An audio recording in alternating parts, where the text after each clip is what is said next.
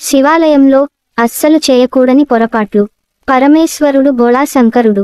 శరణంటూ వచ్చిన వారిని అనుగ్రహించి అభయమిచ్చి కష్టాలను నెరవేర్చే మహాదేవుడు శంకరుడు.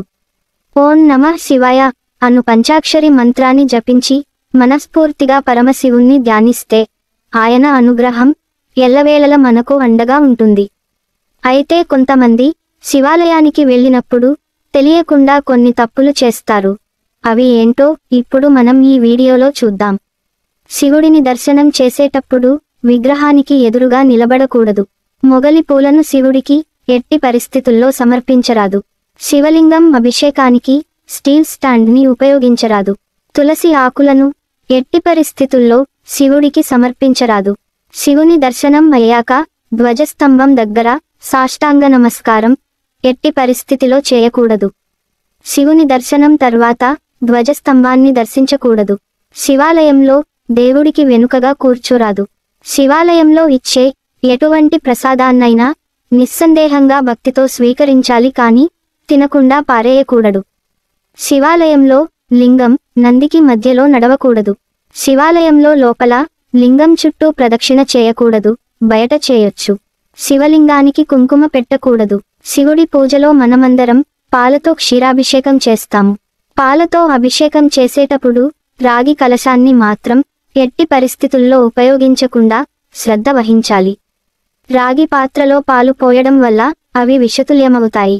కాబట్టి స్టీలు గిన్నెలతో లేకపోతే మట్టి పాత్రలో పాలును అభిషేకం చేస్తే అత్యంత పుణ్యప్రదం. శివలింగంపై పాల ప్యాకెట్లతో అభిషేకం చేయవద్దు. అభిషేకం చేయాలి అనుకుంటే ప్యాకెట్లో పాలను గ్లాసులో పోసి అభిషేకం చేయాలి. శివాలయంలో తప్పనిసరిగా 3 ప్రదక్షిణలు చేయాలి. విభూతిని పెట్టుకోవాలి. శివాలయానికి వెళ్ళిన భక్తులు ముందుగా ఆ నందీశ్వరుని దర్శించుకోవాలి. మాంగళ్య భాగ్యం లభించాలంటే శివుడిని ఉమ్మెత్త పువ్వులతో పూజించాలి. ఈ పూలతో శివయ్యను పూజించడం వల్ల ఇంట్లో ఉన్న దరిద్రం పోతుంది. శివాలయంలో ఉన్న నందీశ్వరుని చెవిలో మనం ఏవైనా కోరికలు కోరితే తప్పకుండా నెరవేరుతాయని భావిస్తారు.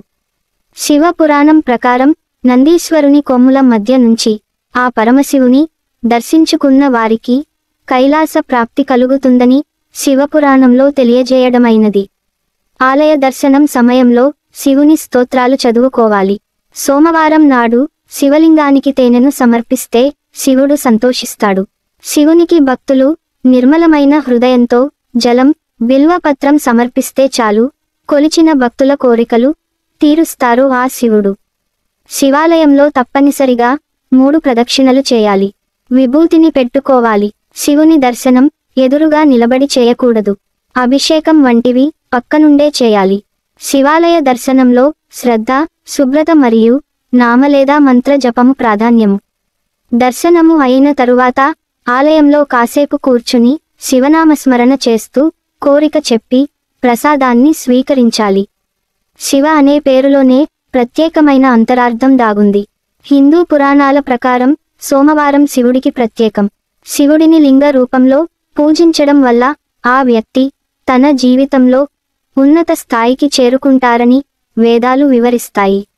శివుడు భక్తుల కోరికలను తేలికగా నెరవేరుస్తాడని, భక్తులను త్వరగా అనుగ్రహిస్తాడని ప్రతీతి. ఈ వీడియో